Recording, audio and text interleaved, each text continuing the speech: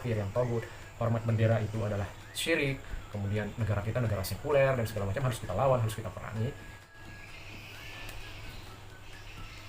Assalamualaikum warahmatullahi wabarakatuh, Bapak dan Ibu Guru. Salam jumpa kembali bersama kami.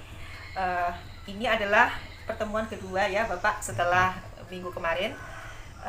Bapak, kita hari ini masih membahas tentang moderasi, tetapi ini moderasinya di sekolah ini Pak. Ya, untuk siswa tentunya. Iya, sekolah iya. untuk siswa. Ya. Jadi saya mau bertanya Pak, kenapa moderasi itu penting di sekolah? Baik. Bismillahirrahmanirrahim. Jadi ikhtiar kita untuk mensosialisasikan moderasi ini tentunya harus kita mulai dari sekat-sekat, dari grassroots ya, dari tingkatan yang paling asas, paling dasar, dari keluarga, bagi kawan-kawan yang bekerja sebagai guru tentunya kita mulai dari lingkungan pendidikan. Dan sebenarnya ini tidak kemudian sebagai amanat untuk guru pendidikan agama saja ya, untuk seluruh guru, tapi ini untuk memulai saja barangkali, sehingga kemudian ditunjuklah kawan-kawan guru pendidikan agama yang ada di sekolah umum ataupun swasta dari tingkat TK sampai kemudian SMA SMK. Jadi kenapa sih moderasi itu penting dari sekolah ya, berangkat dari sekolah. Ingatlah bahwa untuk mensosialisasikan gerakan moderasi ini adalah sebagai upaya preventif, sebagai upaya protektif.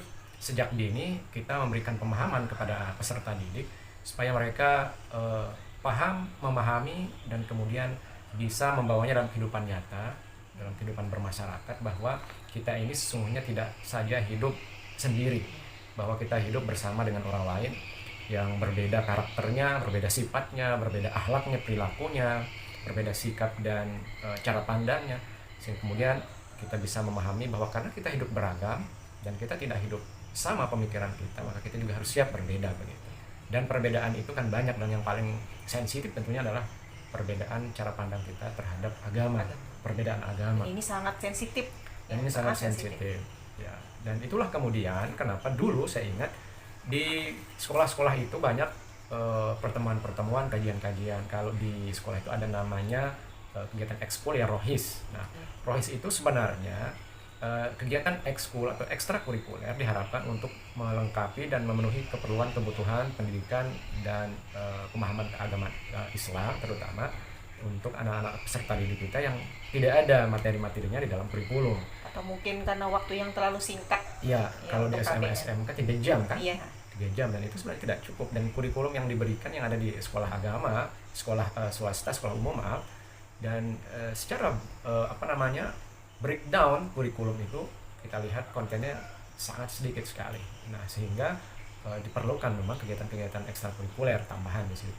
Nah, cuma ini yang perlu digarisbawahi, ternyata banyak dulu mentor-mentornya, guru-gurunya, mudabir-mudabirnya, yang murabbi-murabbinya, itu yang mengajar lah, bahasanya seperti itu, adalah orang yang memang basicnya memiliki semangat keberagamaan, cuma tidak dibekali dengan pemahaman dan ilmu keagamaan yang baik. Katakanlah kawan-kawan alumni sekolah itu punya tanggung jawab supaya adik-adik mereka barangkali yang memiliki satu sekolah juga bisa merasakan dan bisa mendapatkan bagian daripada pengalaman keagamaan mereka, sehingga jadilah mereka mentor.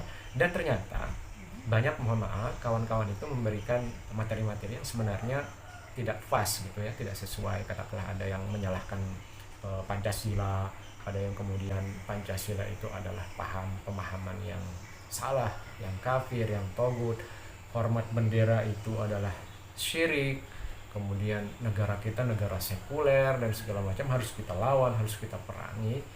Dan ada juga pemahaman dulu yang membuat saya galau ya, bahwa apa yang kita lakukan selama ini, ekspresi keagamaan yang kita lakukan selama ini ternyata salah total.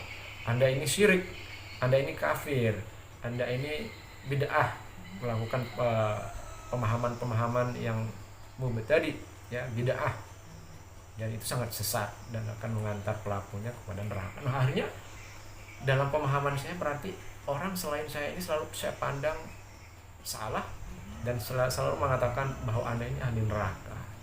Nah, barangkali itu salah satu latar belakang kemudian kenapa moderasi beragama di sekolah juga penting untuk kita gaungkan, untuk kita sosialisasikan.